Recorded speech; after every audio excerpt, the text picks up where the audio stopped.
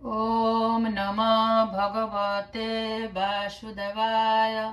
ओम नमः भगवते वासुदेवाय। ओम नमः भगवते वासुदेवाय। শ্রীমদ্ গীতা যথাযথ অষ্টাদশ অধ্যায় মোক্ষযোগ শ্লোক 59। যদহংকারমাশ্রিত ন যস্য ইতি মন্যসে মিথ্যস ব্যবসায়স্তে প্রকৃতিস্তাং নিযোক্ষ্যতি। যদি অহংকারকে আশ্রয় করে ন যস্যে যুদ্ধ করব না ইতি এইরো মন্যসে মনে কর মিথ্যা এষ মিথ্যা হবে ব্যবসায় সংকল্প তে তোমার প্রকৃতি তাম তোমাকে নিযুক্ত করবে। অনুবাদ: যদি অহংকারকে আশ্রয় করে যুদ্ধ করব না এরূপ মনে করো তাহলে তোমার সংকল্প মিথ্যাই হবে, কারণ তোমার প্রকৃতি তোমাকে যুদ্ধে প্রবৃত্ত করবে।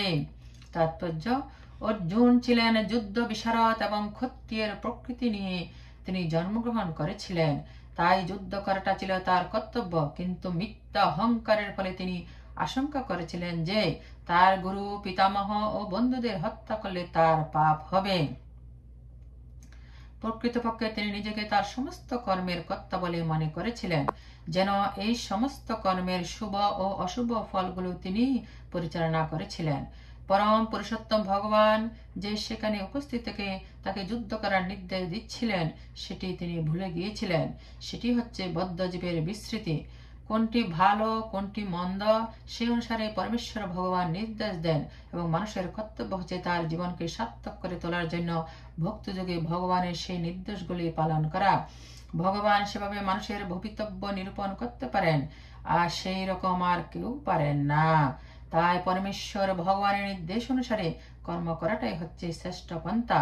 পরম পুরুষোত্তম ভগবানের নির্দেশ বা তার প্রতিনিধি শ্রী গুরুদেবের নির্দেশ কখনোই অবহেলা করা উচিত নয়। কোন রকম ইতস্তত না করে পরম পুরুষোত্তম ভগবানের আদেশ পালন করা উচিত, তাহলে সর্ব অবস্থাতেই নিরাপদে থাকা যায়। শ্লোক 60।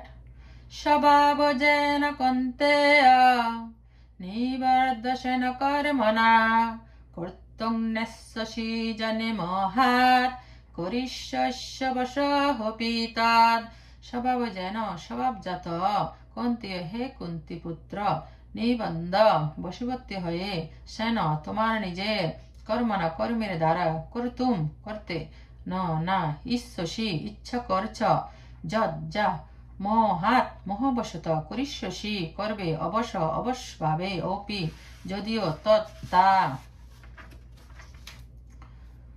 অনুবাদ: হে কন্তেয়, মোহবশত তুমি এখন যুদ্ধ করতে ইচ্ছা করছো না, কিন্তু তোমার নিজের স্বভাবজাত কর্মের দ্বারা বশবর্তী হয়ে অবশ্যভাবে তুমি তা করতে প্রবৃত্ত হবে।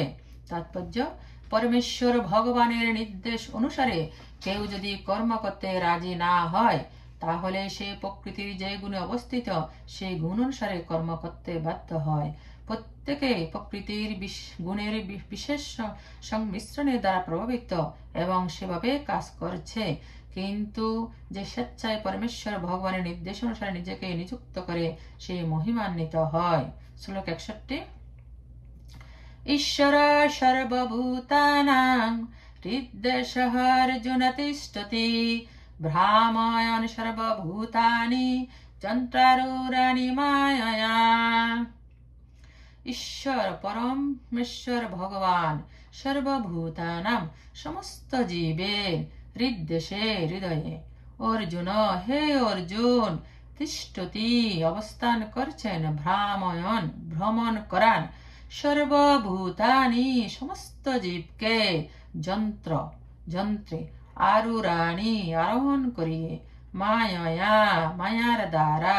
অনুবাদ: হে অর্জুন, পরমেশ্বর ভগবান সমস্ত জীবের হৃদয়ে অবস্থান করেছেন এবং সমস্ত জীবকে দেহরূপ যন্ত্রে আরোহণ করিয়ে মায়ার দ্বারা ভ্রমণ করান। তাৎপর্য, অর্জুন পরম জ্ঞাতা ছিলেন না এবং যুদ্ধ করা বা না করা সম্বন্ধে তার বিবেচনা তার সীমিত বিচার শক্তির মধ্যে সীমাবদ্ধ ছিল। ভগবান শ্রীকৃষ্ণ নির্দেশ দিয়েছিলেন যে জীবাত্মায় সর্বে সর্বা নয়, পরম পুরুষোত্তম ভগবান বা স্বয়ং শ্রীকৃষ্ণ পরমাত্মা রূপে প্রতিটি জীবের হৃদয়ে অবস্থান করে তাদের পরিচালনা করেন। দেহ ত্যাগ করার পর জীব তার অতীতের কথা ভুলে যায়, কিন্তু পরমাত্মা অতীত, বর্তমান ও ভবিষ্যতের জ্ঞাতা রূপে তার সমস্ত কর্মের সাক্ষী থাকেন। তাই জীবের সমস্ত কর্মগুলি পরমাত্মার দ্বারা পরিচালিত হয়। জীবের যা প্রাপ্য তা সে প্রাপ্ত হয় এবং পরমাত্মার নির্দেশ অনুসারে জড়া প্রকৃতি জাত এক একটি দেহে আরূঢ় হয়ে এই জড়জগতে ভ্রমণ করতে থাকে। জীব যখনই একটি জড় শরীর প্রাপ্ত হয় তখনই তাকে সেই শরীরের ধর্ম অনুসারে কর্ম করতে হয়। যেমন কোনো মানুষ যখন একটি দ্রুতগামী গাড়িতে বসে থাকেন তখন তিনি মন্থরগামী গাড়ির আরোহী থেকে দ্রুত গতিতে গমন করেন। যদিও জীব বা গাড়ির চালক একই মানুষ হতে পারেন, তেমনি পরমাত্মার নির্দেশ অনুসারে যারা প্রকৃতি কোনো নির্দিষ্ট জীবের জন্য কোনো বিশেষ রকমের দেহ তৈরি করেন যাতে সে তার অতীতের বাসনা অনুসারে কর্ম করতে পারে। জীব স্বাধীন বা স্বতন্ত্র নয়। নিজেকে কখনোই পরম পুরুষোত্তম ভগবান থেকে স্বাধীন বলে মনে করা উচিত নয়। জীব সর্বদাই ভগবানের নিয়ন্ত্রণাধীন, তাই তার কর্তব্য হচ্ছে আত্মসমর্পণ করা এবং সেটি হচ্ছে পরবর্তী শ্লোকের নির্দেশ। শ্লোক 62। তমেব শরণং গচ্ছ সর্বভাবেন ভারত, তৎপ্রসাদাৎ পরাং শান্তিং স্থানং প্রাপ্স্যসি শাশ্বতম। তম তার এব অবশ্যই শরণম শরণ, গচ্ছ গ্রহণ কর, সর্বভাবেন সর্বতোভাবে, ভারত হে ভারত, তৎপ্রসাদাৎ তার প্রসাদে, পরাম পরা, শান্তিম শান্তি, স্থানম ধাম, প্রাপ্স্যসি প্রাপ্ত হবে, শাশ্বতম নিত্য। অনুবাদ: হে ভারত, সর্বতভাবে তার শরণাগত হও, তার প্রসাদে তুমি পরাশান্তি এবং নিত্য ধাম প্রাপ্ত হবে। তাৎপর্য: তাই প্রতিটি জীবের কর্তব্য সকলের হৃদয়ে বিরাজ করছেন যে পরম পুরুষোত্তম ভগবান, তার শরণাগত হওয়া এবং তার ফলে জীব জড়জগতের সমস্ত দুঃখ দুর্দশা থেকে নিষ্কৃতি লাভ করে। এই আত্মসমর্পণের ফলে জীব যে কেবল এই জীবনের দুঃখ দুর্দশা থেকে মুক্ত হয় তাই নয়, পরিণামে সেই পরমেশ্বর ভগবানকে লাভ করে। চিৎ জগৎ সম্বন্ধে বর্ণনা করে বৈদিক শাস্ত্রে ঋগ্বেদ বলা হয়েছে, তৎ বিষ্ণু পরমং পদম, যেহেতু সমস্ত সৃষ্টি ভগবানের রাজ্য তাই জাগতিক সবকিছুই প্রকৃতপক্ষে চিন্ময়, কিন্তু পরম পদম বলতে বিশেষ করে ভগবানের নিত্যধামকে বোঝানো হচ্ছে, যাকে বলা হয় চিৎ জগৎ বা বৈকুণ্ঠলোক। ভগবদ গীতা ৫ম অধ্যায়ে বলা হয়েছে, সর্বোচ্চ চাহং হৃদি সন্নিবিষ্ট, ভগবান সকলের হৃদয়ে বিরাজমান, তাই হৃদয়ের অন্তঃস্থলে বিরাজমান পরমাত্মার কাছে আত্মসমর্পণের নির্দেশ দেওয়ার অর্থ হচ্ছে পরম পুরুষোত্তম ভগবান শ্রীকৃষ্ণের কাছে আত্মসমর্পণ করা। শ্রীকৃষ্ণকে অর্জুন ইতিমধ্যে পরমেশ্বর বলে মেনে নিয়েছেন। দশম অধ্যায়ে তাকে পরং ব্রহ্ম পরং ধাম রূপে স্বীকার করা হয়েছে।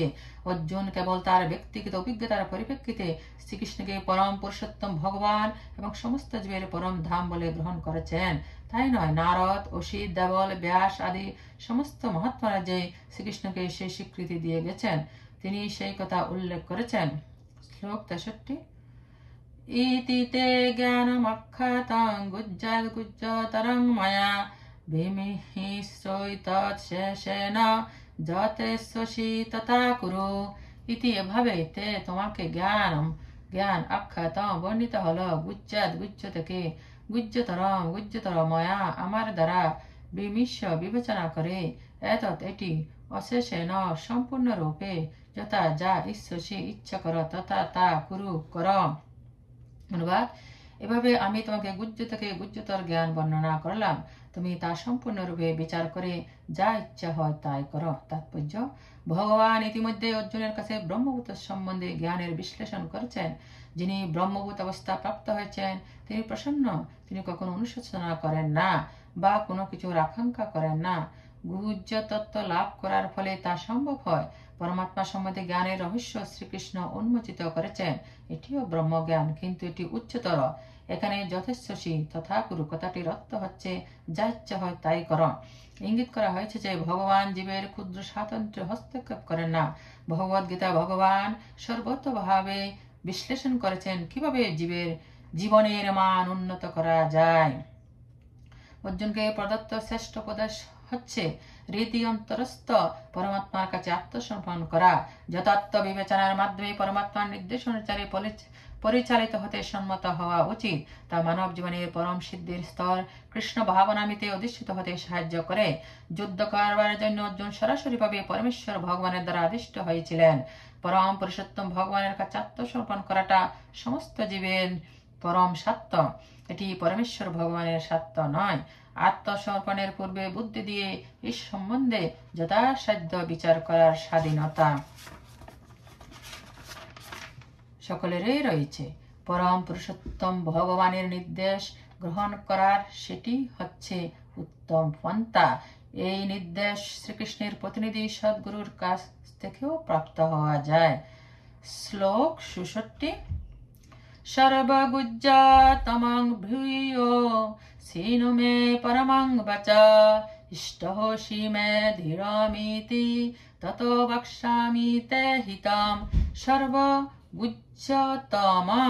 সবচেয়ে গোপনীয়, ভূয় পুনরায় শৃণু শ্রবণ কর, মে আমার থেকে, পরমম পরম বচ উপদেশ, ইষ্ট প্রিয় অসি হও, মে আমার, ধীরম অতিশয়, ইতি এভাবে, তত সেই হেতু, বক্ষ্যামি বলছি, তে তোমার, হিতম হিতের জন্য। অনুবাদ: তুমি আমার কাছ থেকে সবচেয়ে গোপনীয় পরম উপদেশ শ্রবণ করো।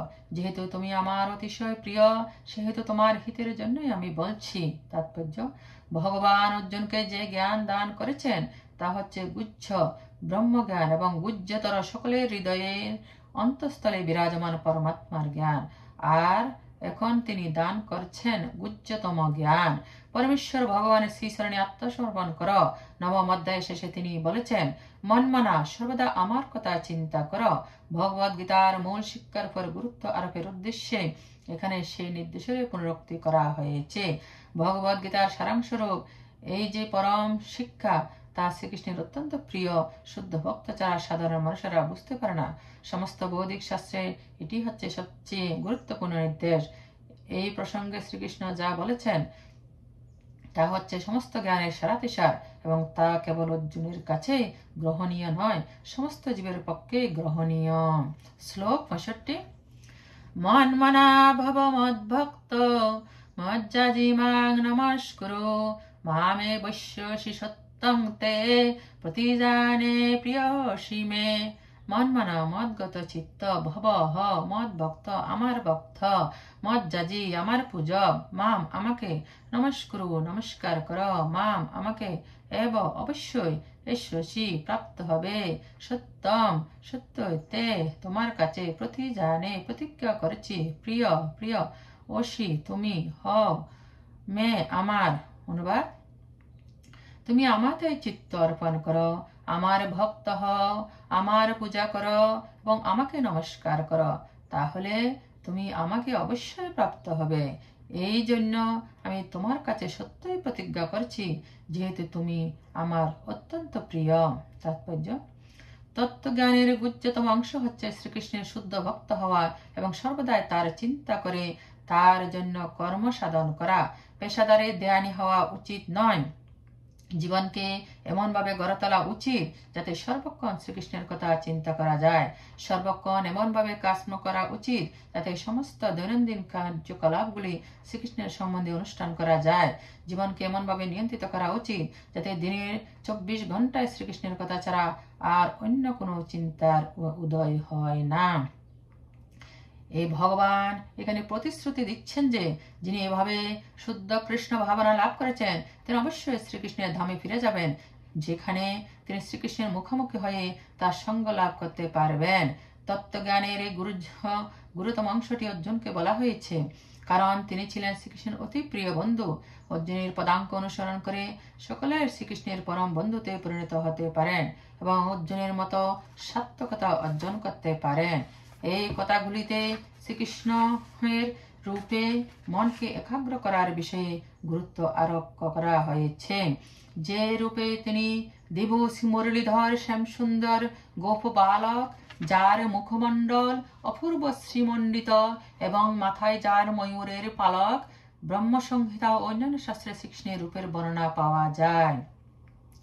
ভগবানের আদিরূপ শ্রীকৃষ্ণের মনকে নিবদ্ধ করা উচিত। ভগবানের অন্যান্য রূপও অভিনিবেশ করা উচিত নয়। বিষ্ণু, নারায়ণ, রাম, বরাহ আদি ভগবানের অনন্ত রূপ রয়েছে, কিন্তু অর্জুনের সম্মুখে যে রূপ নিয়ে ভগবান প্রকট হয়েছিলেন, ভক্তের উচিত সেই রূপে মনকে একাগ্র করা। শ্রীকৃষ্ণের রূপে মনকে একাগ্র করাই হচ্ছে তত্ত্বজ্ঞানের গুহ্যতম অংশ, এবং অর্জুনের কাছে ভগবান তা ব্যক্ত করেছিলেন, কারণ অর্জুন হচ্ছেন ভগবানের সবচেয়ে প্রিয় বন্ধু।